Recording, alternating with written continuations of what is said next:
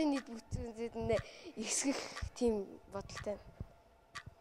Энэ чи санаагаа өөр юм яг юу их гээд байгаагаа ойлгоцсон чи их сайн байна. Гэтэ зүгээр энийг хийхэд чиний оролцоо хэр их байх вэ гэдэг л асуудал байна л да. Бараг ихэт нь би өөр оролцсон. Програм зохиох тэгээд чи програм зохиодгүй? Одоо сурж байгаа. Энэний програм гэдэг чи арай нүсэр програм л та. Чамд арай энгийн санаа байна уу? Энээс өөр бодож байгаа. Юу одоо сургуулийн тест, олимпиадын дүр дүнг шууд цэвэр нэг шууд гаргацгаар тийм. Энэ хүүхэд ихэвчлэн оролцож хийн штэ. Тэгээд ямархуу хэмжээнд юу хийсэн байж чадах вэ? Энэ хүүхдийн оролцоо бол яг би зүгээр жижигхэн контролер янз бүрийн юмнууд угсардаг юм л та. За янз бүрийн гагнад салах юмнуудаа энэ хийх тийм ээ. Ойр зургийн одоо мэдлэг олж авах. Тэр цаад систем ер нь ямар зарчмаар ажилладгийг бүгдийг нь ойлгож авах. Ямар тоног төхөөрөмжөө анх төжөөс мэдээлэл яаж хүлээж авдгийг, яаж боловсруулдгийг, энэ системийн бүхэлдээ яаж ажилдгийг, хэр зэрэг найдвартай ажиллах вэ, тийм ээ. Энэ бүх нарийн юмнуудыг бол энэ явцсан донд өөрөө суралцсан нэгдүгээр. Ирээдүйн инженерийг бэлтгэх юм бас нэг чухал ач холбогдолтой ажил юм байгаа. Санаа бол энэ хүүхдийг яг ингэ явж байгаа санааг бол би сайшааж байна. Харин зүгээр одоо сонгуулийн санал хураалтын хурууны хийгээд ихтэй чинь бүх хүний чинь нөгөө хурууны баазыг бүртгэн тэгээд аав нь өгнө гэдэг бол их төвөгтэй болчихно өөрөө. Тэгэхээр их том юм руу явах дээр бас амжихгүй юм байна. Би бол санаа зовж байна. Тийм учраас миний хэлснээр зүгээр touch screen тэгээд жижигхэн програм өөрөө хүүхэд програм оролддог тэргээр нь хийлгээд тэгээд юуны тэр компьютерийн танхимд хүүхдүүд нь оруулаад ерөөсө 15 минут дотор бүх тест аваад дуусгалтад үнэ гараад ирдэг. Ийм ижил арай илүү үр дүнтэй юм болов уу гэж би бодож байна. За ер нь бол одоо чамд баяр хүргэе. Ингээд маш зоригтой ярьж байна. Сайн байна. Сайн цаашдаа хичээгээрэй. За тэгээд тестийн одоо тэр шалгалтын хуудас байна шүү дээ. Тэр самбар дээр байна. Энэ хуудсыг одоо тэр бүгэлдсэн шаблон дээр ингээд зөвөө ингээд хараар бүгэлдсэн байх бах тийм ээ. Тэрийг нь яг юугаар мэдэрч авах хэрэгтэй юм бэ? Мэдэрч таних хэрэгтэй юм. Нэг нь болохоор хард дэдээр ингээд тэрийг өөртөө ойлгож аваад цагаан нь болохоор буцаагаад үгүй өөртөө харна аваад цагаан гарч явах. Тийм учраас энэ нүгээр дүнгийн компьютер рүү эсвэл утас руугаа. Тэр компьютер байхгүй бол утасаар бараг хот руу явуулж болно шүү дээ. За ойлголоо. За одоо ерөнхийдөө хөгжтийн дэмжлэгийг авах үлдлээ те. Нэг юм анхааруулгад аль болохоор чи төхөөрөмж тал руугаа ихгүй бол яг цэвэр програм мөнгө юм болчихоор чинь тэр чинь манай энэ нэвтрүүлгийн зорилго чинь цааш тэр нь патент болоход асуудал шүү дээ. Програм мөнгө чинь патент гэхээс илүү зүгээр зохиогч ирэх олгодоор явцдаг зүйл байхгүй юу? Тэгэхээр чи нэгдүгээрт жоохон техник тал руугаа хандсан юм хийгээр хоёрдугаарт жижиг юм барьж аваар. Бити их том юм руу зорио. Амжихгүй байх вэ? За ингээд шүүгчийн дүн нэг тим, хоёр тим, гурван тим баяр хүргэе. Додоо. За баяр хүргэе. Ирээдүйн мундаг инженер хүүгээ дэмжиж өөрийнхөө мэргэжлийг өгүүлж байгаа аавд баярлалаа. Дараагийн дугаарт эргээд бүгдээрээ тест програмтайгаар эргээд уулзцгаая. Баярлалаа. Баяртай.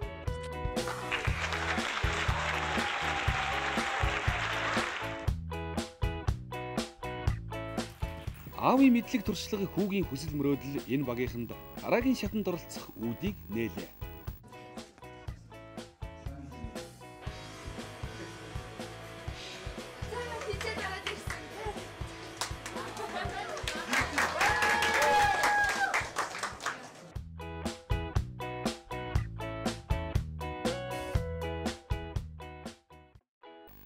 Шинжлэх ухааны технологийн их сургуулийн механик инженерийн сургуулийн 4-р курсын оюутан TIG 34% дугаартай бэлэг заяа хэдхэн хормын дараа шүүгчдийн өмнө гарна.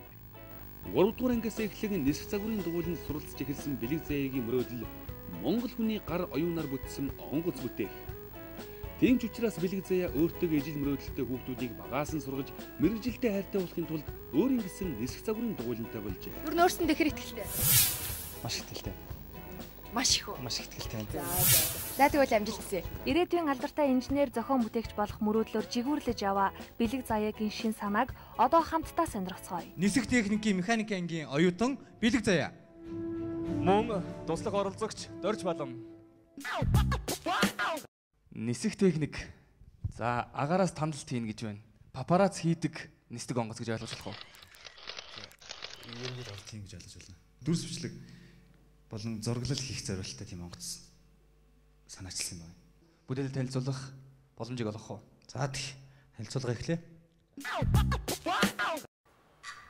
Би энэ бүтээлдээ бол агаараас тандах төхөөрөмж гэж нэрлсэн байгаа юм.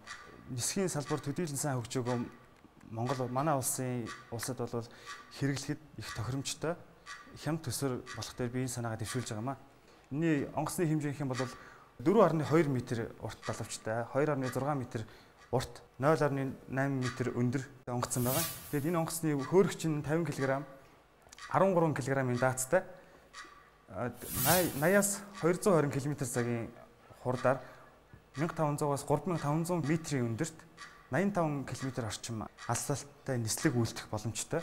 Ийм онгоц байгаамаа. Энэ юугаараа даваа талтай гэхээр хамрын хэсгэд суйрлуулсан тосгой зориултын камер ашигласнаар өндөр наривчлалтай тод дүрс бичлэг болон зураг авах боломжтой. Бэлэг заяагийн онгоцтой ижил төрлийн онгоцыг өнөөдөр манай улсад хөлийн эргүүл ойн төмрийн хяналт, телевизийн бичлэг, эрэл хайгуул хийх зориулалтаар ашиглаж байна. Ми 171 AI2 маркийн онгоцууд овор томтой өндөр зардалтай байдаг учраас манай оролцогч энэ бэрхшээлийг шийдэх шин санаа боловсруулж өндөр зардлыг 20 дахин бууруулах боловсронгуй технологи бодож олсон байна. Энэ онгоцны бас нэг давуу тал бол богино зайд хөөрч буух чадвартай болохоор хөдөө орон нутагт ямар ч газар ашиглах боломжтой. Цаг дууссан байна. АТТ 01А гэдэг нь яг юу гэсэн утгатай? Агаараас тандах төхөөрөмж тэгээ артлын тэг 1 гэдэг нь анхны загвар гэсэн санаагаар тэгээд артлын аа нь бол одоо А загвар гэж байгаа юм да. Чи энийг энэ хугацаанд хийж хүсэж амжихаар цаг хугацааны боломж. Тэмцээний заавар дээр болохоор бодит бүтээлээ орлох үйс багасгасан загвар байж болно гэсэн. Би багасгасан загвараар 2 дугаар шатанд хийж оролцох бодолтой байна. Тэгээ энэ удирдлагыг яаж хийх гэж байна? Удирдлагын асуудал нь гол асуудал юм. Тусгай зориултын радио удирдлагаар удирдах юм. Тэгээд онгоцноос авж байгаа тэр дүрсээ real time-аар үүсгүүд газараас. Яг энэ салбарт ашигладаг маш олон төрлийн тоног төхөөрөмжүүд, зориултын тоног төхөөрөмжүүд байдаг. Тэр яг одоохондоо манай улсад байхгүй болохоор эхний ээлжинд бол гаднаас тусгай зориултын бэлэн бүтээгдэхүүн авч ашиглах баг. Ерөнхий шүүгчид ямар санаа бодолтой байна? Гэтэ энэ яг хийцэн юмнууд байгаа юу одоо яг энэ? Хийцэн юм бол байхгүй байгаа. Зураг төсөл гарцсан бэлэн байгаа. Хийхэд бэлэн. Дараагийн шатны шалгаруултанд онгоцыг хийгээд нисгэгдсэн бичлэгтэйгээр мэдээж энэ нисгэж чадахгүй учраас нисгсэн бичлэгтэйгээрээ орж ирэх нөхцөлтэйгээр бол дэмжичхэд зүгээр нэмэ гэж бодож байна. Босоо шүүгчнэ гэж бодож байна. За би бол үнэхээр тэр загварыг гаргаад тийм ээ чадна гэж найдаж чинь тийм учраас энэ дараагийн шатанд оруулахыг дэмжиж байна. За миний хувьд бол дэмжиж байна. Цаг хугацаа энэ хийж чадах байх гэдэгт бол би итгэлтэй байна. Яг гэвэл маш их дуршлагтай байгаа. Танай сургууль дээр бол тэс загварын клуб ажиллаж байсан олон залуучууд ирдэг юм лээ. Тэгэхээр амжилттай дуусгаж чадна байх гэдэгт бол итгэлтэй байна. Дэмжиж байна. Нөгөө талаас бол за ингээд энэ олох шүүгчнээ бол дэмжиж байгаа шиг байна. Тэгээ бас хүсэх юм. Магадгүй энэ телевиз үзэгч нар дундаас энэ бүтээлийг дэмжих зорилготойгоор бас хамтарч ажиллаа санхүүгийнч тэр дэмжлэг үзүүлээд явах хүмүүс байл бас холбогдоосой гэж үзэж байна. Бас энэ эргээд Монгол улсад хэрэгтэй учраас энэ бүтээлийг бол дэмжиж байна. За баярлалаа. 3 тим. Гурлаа, 3 шүүгч хүн гурлаа. Баярлалаа. За ингээд хамгийн гол нь хэлсэн үгэндээ эзэн болж дараачийн шатан дээр нэг тойруулж штэ энэ дотор. Ямар ч хэлсэн нисгсэн видео бичлэгтэйгээр энэ дэр нэг юм шиг. Энэхүү залуу зохион бүтээгч уралдаан шоу нэвтрүүлгийн хамгийн анхны шин санаа удахгүй улс их орныхон хөгжилд хувь нэмрээ оруулах шин технологи болон биелэн болох боломжтой боллоо. За баяр үргийг хэлснээрээ ороод тэнцээд гараад ирлээ. Дотор юу нуур амьсгал хэр байна? Шүүгч нар их олон асуулт асууж байна. Нэгээд баг зэрэг санууллаа. За одоо хамгийн түрүүнд хинт энэ баяртай мэдээгээ дуулах чинь та хоёр? Одоо би аав таллаа юм байна. Чиний би аав хоёртанд дуулах. За баяр үргээ. Одоо тэнцэн бичгээ үзэгчтэй нэг харуулчих. Баяр үргээрээ манайхаа.